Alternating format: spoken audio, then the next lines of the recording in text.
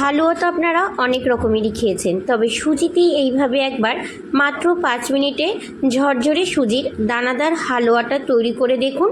অসম্ভব মজার হয়, কিন্তু যেমন লোভনীয় হয় দেখতে, তেমনই কিন্তু খেতে হয় খুবই সুস্বাদু। নমস্কার বন্ধুরা, আমি মৌসুমি। আমার রান্নাঘর ছোট বৌমার কিচেনে আপনাদের সবাইকে অনেক অনেক স্বাগত। আজকে আমি ঝরঝরে দানাদার সুজির হালুয়া রেসিপি আপনাদের সঙ্গে শেয়ার করব। আপনারা তো অনেক রকম হালুয়া খেয়েছেন, তবে এইভাবে একবার তৈরি করে দেখবেন, দারুণ লাগবে। আশা করি ভিডিওটা আপনাদের ভালো লাগবে। ভিডিওটা না টেনে শুরু থেকে শেষ পর্যন্ত দেখার অনুরোধ রইল। ঝুরঝুরি দানাদার সুজির এই হালুয়াটা তৈরি করার জন্য আমি এখানে ঘি নিয়ে নিয়েছি, আর এখান থেকে এখন 2 টেবিল চামচ পরিমাণে ঘি আমি প্রথমে কড়াই দিয়ে একটু হালকা করে গরম করে নেব।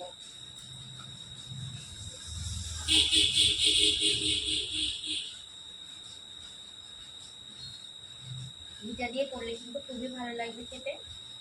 কড়াই দিয়ে দিচ্ছি।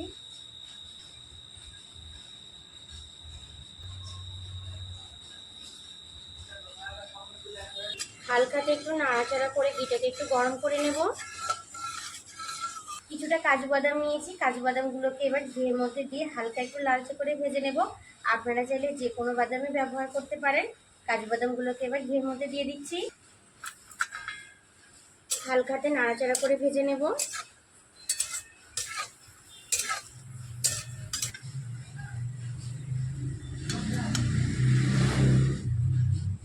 কাজু বাদামগুলোকে দেখুন আমি খুব সুন্দর করে ভেজে নিয়েছি। এবার এগুলোকে তুলে নেব।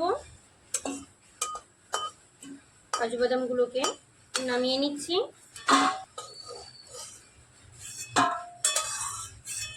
কিছুটা কিশমিশ নিয়েছি, কিশমিশগুলোকে আমি এখন ঘিয়ের মধ্যে দিয়ে হালকা করে ভেজে নেব।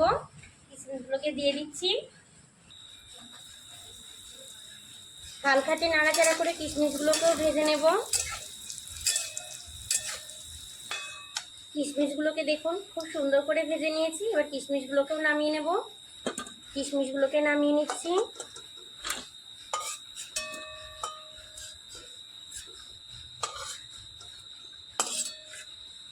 একটা তেজপাতাকে আমি 2 টুকরো করে নিয়েছি, এবার ঘিয়ের মধ্যে দিয়ে দিচ্ছি। একটু নাড়াচাড়া করে নেব। 2টো এলাচ নিয়েছি, আর এলাচ দুটোকে ফাটিয়ে নিয়েছি, দিয়ে দিচ্ছি। এলাচটা দিলে কিন্তু খুব সুন্দর একটা গন্ধ বেরোবে। 1-2 সেকেন্ড একটু নাড়াচাড়া করে নেব। সুজির এই ঝুরঝুরে দানাদার হালুয়াটা তৈরি করার জন্য আমি এখানে 200 গ্রাম পরিমাণে সুজি নিয়েছি, আর সুজিটাকে একটা বাটির সাহায্যে মেপে নিয়েছি। এবার সুজিটাকে কড়াইয়ের মধ্যে দিয়ে দিচ্ছি।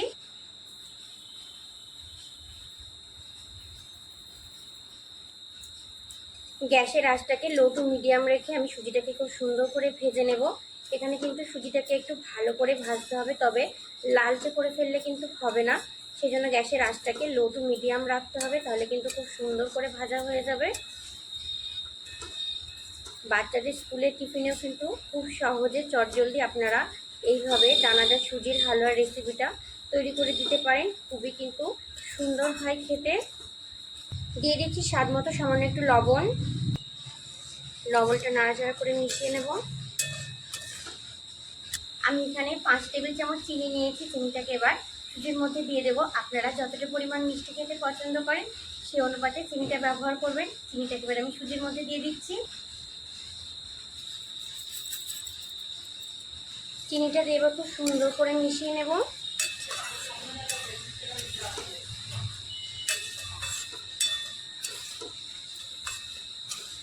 সুজির মধ্যে আমি চিনিটাকে দেখুন খুব সুন্দর করে মিশিয়ে নিয়েছি।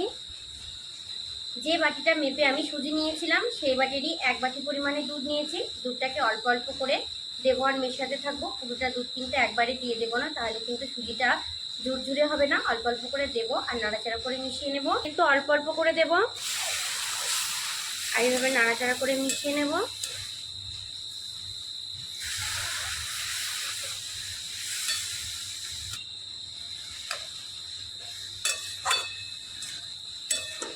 প্রথমে এখন একটু নরম হয়ে যাচ্ছে, তবে গ্যাসের আঁচটা লো টু মিডিয়ামে রেখে নাড়াচাড়া করতে থাকলে কিন্তু আস্তে আস্তে এটা একদম ঝুরঝুরে হয়ে যাবে।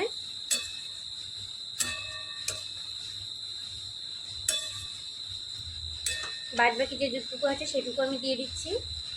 ভালো করে নাড়াচাড়া করে মিশিয়ে নেব।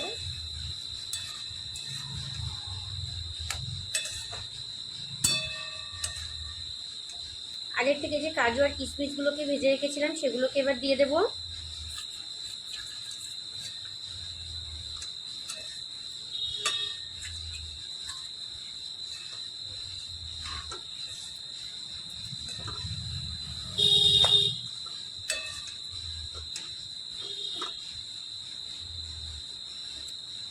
নাড়াচাড়া করতে করতে দেখুন অনেকটাই কিন্তু ঝুরঝুরে হয়ে গেছে। এবার এইভাবে ঢাকা চাপা দিয়ে আমি 2 থেকে 3 মিনিট রেখে দেবো। আর 2 থেকে 3 মিনিট এভাবে ঢাকা চাপা দিয়ে রাখলে কিন্তু খুব সুন্দর করে আস্তে আস্তে ঝুরঝুরে হয়ে যাবে। 3 থেকে 4 মিনিট হয়ে গেছে, এবার ঢাকনাটা আমি তুলে নেব। সুজিটা দেখুন আগের থেকে এখন কতটা বেশি ঝুরঝুরে হয়ে গেছে। আরও 1 থেকে 2 মিনিট আমি লো টু মিডিয়াম আছে এইভাবে নাড়াচাড়া করে নেব, তাহলে কিন্তু খুব সুন্দর ঝুরঝুরে হয়ে যাবে। আরও 2 থেকে 3 মিনিট আমি লো টু মিডিয়াম আছে খুব সুন্দর করে নাড়াচাড়া করে নিয়েছি।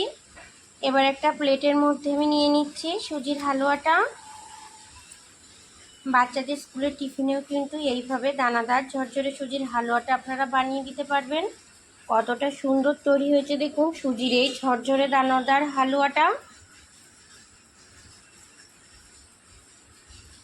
একবার বাড়িতে এইভাবে তৈরি করে খাবেন, দেখবেন খুবই সুন্দর লাগবে খেতে। অনেক রকম হালুয়া তো খেয়েছেন, তবে এইভাবে সুজি দিয়ে একবার সুজির ঝরঝরে দানাদার হালুয়াটা তৈরি করে খাবেন, খুবই মজার হয় খেতে। আমার আজকের তৈরি ঝরঝরে দানাদার সুজির হালুয়া রেসিপিটা যদি আপনাদের ভালো লেগে থাকে অবশ্যই ছোট্ট একটা কমেন্টে জানাবেন। রেসিপিটা ভালো লেগে থাকলে চ্যানেলটা সাবস্ক্রাইব করে আমাকে এগিয়ে নিয়ে যাওয়ার জন্য অনুরোধ রইল আপনাদের কাছে। ভালো থাকবেন আপনারা সবাই, সুস্থ থাকবেন। আজ এই পর্যন্তই, টাটা।